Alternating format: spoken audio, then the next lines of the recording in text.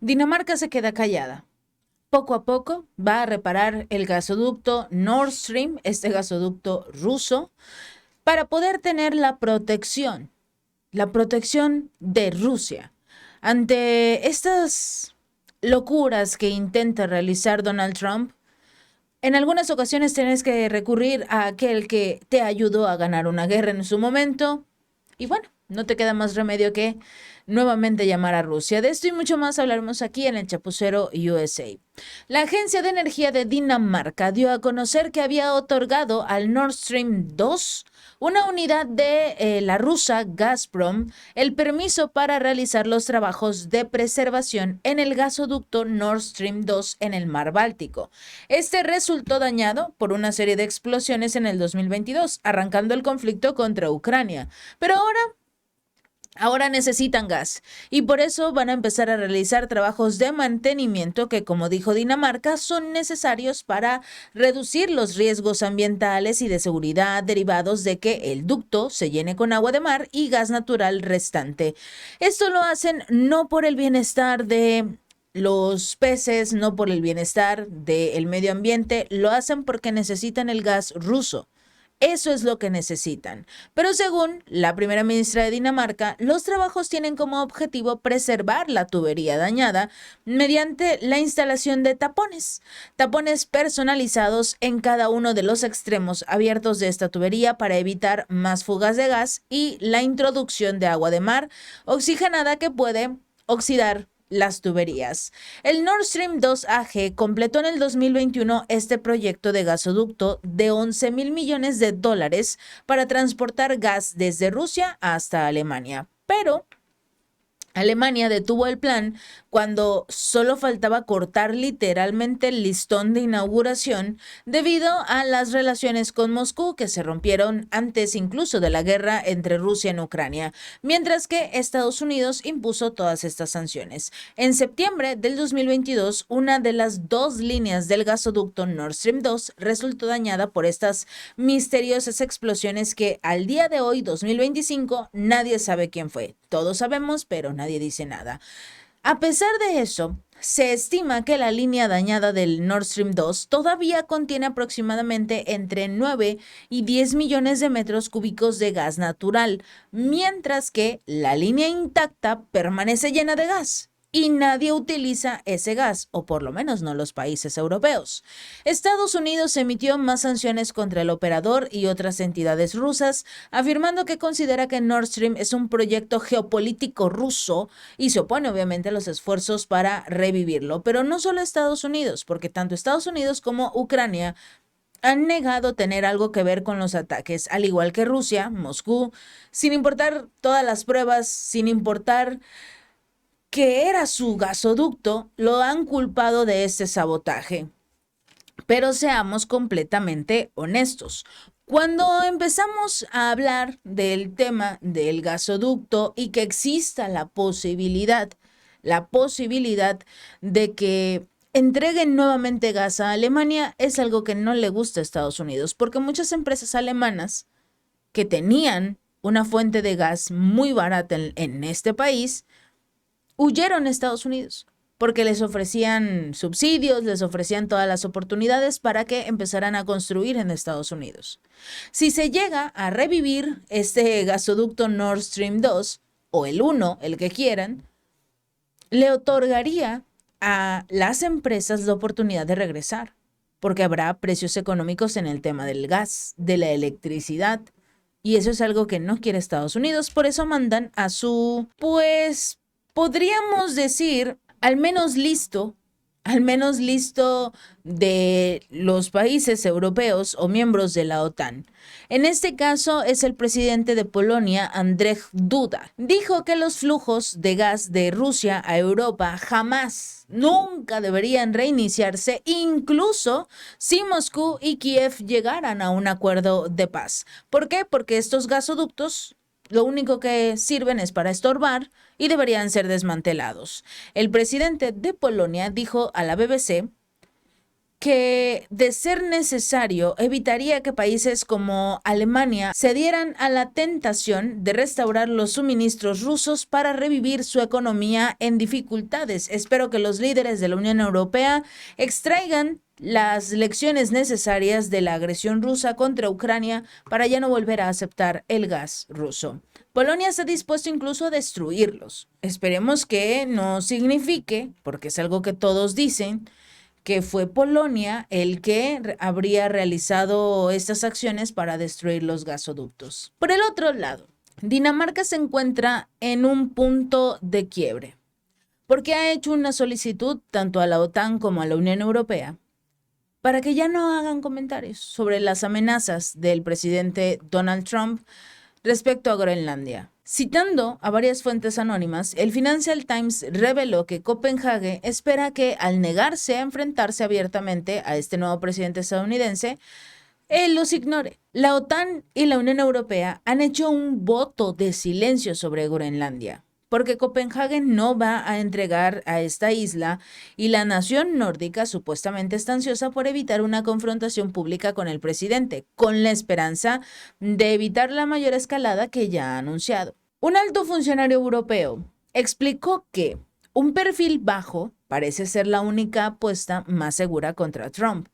Eso esperan que lo distraigan y que se enfoque en el tema de la migración. Ya no se ha hecho ninguna declaración conjunta sobre Groenlandia tras la reunión que se celebró entre la primera ministra danesa, Mette Frederiksen, y sus homólogos noruegos y suecos. A pesar de que aparentemente se había tratado el tema, ya no se hizo mención del mismo. ¿Por qué? Porque incluso la presidenta de la Comisión Europea, Ursula von der Leyen, el presidente del Consejo Europeo, Antonio Costa, que recordemos es el que ocupa el lugar de Charles Michel, que no se llevaba con Ursula y por eso lo sacaron, Antonio Costa han guardado también un notable silencio sobre este tema, sobre Groenlandia, como si se lo fueran a dar prácticamente, sobre todo porque el secretario general de la OTAN le dijo al Parlamento Europeo, Mark Rutte, que no se trata de quién gobierna o controla Groenlandia, sino para garantizar que el Ártico se mantenga seguro de Rusia, supuestamente. Destacó la importancia de mantener el diálogo con Trump, pero el único que quiere mantener el diálogo con Trump es él, Mark Rutte, por lo menos en el tema de Groenlandia. Si estamos viendo que la primera ministra de Dinamarca, Mette Frederiksen, los ministros de Noruega, de Suecia, Ursula von der Leyen, el presidente del Consejo, Antonio Costas, todos se están quedando callados y no quieren molestar a Trump con este tema de Groenlandia. Y viene este sujeto de la OTAN a decir, no, hay que mantener las relaciones con Trump, significa que alguien sí está en el bolsillo de Trump y es Mark Rutte, no von der Leyen ni el resto. El resto de los países no quieren perder su control de esta isla, sobre todo Copenhague, porque al tocar el tema este fin de semana, el presidente de los Estados Unidos expresó nuevamente su confianza en que van a conseguir Groenlandia, porque realmente tiene que ver con la libertad del mundo, a pesar de que va a pasar a manos y el control de otro país, pero él supuestamente es la libertad. También pareció ridiculizar el plan recientemente anunciado por Dinamarca de aumentar su presencia militar en la isla, porque ya lo habíamos platicado en videos anteriores, que se tiene la intención de blindar Dinamarca. Si todo esto no funciona, si Frederiksen y Trump siguen enfrentándose, existe la posibilidad de que tengan que recurrir a otros aliados de un ejército rojo, que en algún momento defendieron a estos países nórdicos. Pero bueno, como no se llevan con Rusia, tendrán que enfrentarse solos a Estados Unidos, porque la situación es tensa, la relación es tensa. Y si ellos quieren seguir viviendo de esta manera, adelante, no hay ningún problema. Y finalmente, Donald Trump está entretenido con todas las locuras que está realizando y una de ellas es el tema migratorio. Ahora resulta que Estados Unidos podría pagar una pequeña tarifa a naciones extranjeras, El Salvador, para encarcelar a estadounidenses que sean delincuentes reincidentes, como una especie de colonia penal moderna. El presidente presentó la idea como una medida de ahorro de costos durante sus declaraciones en una conferencia de prensa con los republicanos en la Cámara de Representantes en Miami. Si han sido arrestados muchas veces, son delincuentes reincidentes. Por muchos números, los quiero fuera de nuestro país. Con suerte, conseguiremos la aprobación para sacarlos de nuestro país junto con otros que sean llevados a un país extranjero y mantenidos por otros por una tarifa muy pequeña, que es lo que prácticamente está intentando realizar el mandatario con lo que sería El Salvador. Recordemos que hace unos días se hizo la opción para que El Salvador reciba a todos los criminales que le va a mandar Donald Trump y que los meta a sus famosísimas cárceles. Incluso llegamos a platicar en diversas ocasiones que esto es prácticamente conseguir mano de obra barata, porque eso es lo único que utiliza o para lo que los utiliza el presidente de El Salvador, Nayib Bukele. Trump dijo que al hacer estas acciones le va a permitir al gobierno federal evitar el uso de cárceles estadounidenses por cantidades masivas de dinero y de prisiones privadas que, según él, nos cobran una fortuna. Presentó la idea como algo independiente de los esfuerzos que se están llevando a cabo ahora que deportan a los inmigrantes que viven ilegalmente en Estados Unidos y que, según se afirma, tienen antecedentes penales. Trump reconoció que necesitaría que este plan sea aprobado, pero por lo que sabemos, ya le envió a algunos criminales a Nayib Bukele. Pero esto no es una noticia nueva. A principios del siglo XVIII, Gran Bretaña envió convictos a las colonias americanas. Esta es una práctica que terminó con el inicio de la Revolución Americana. Gran Bretaña pronto comenzó a buscar una zona alternativa de exilio forzoso y desembarcó en Australia.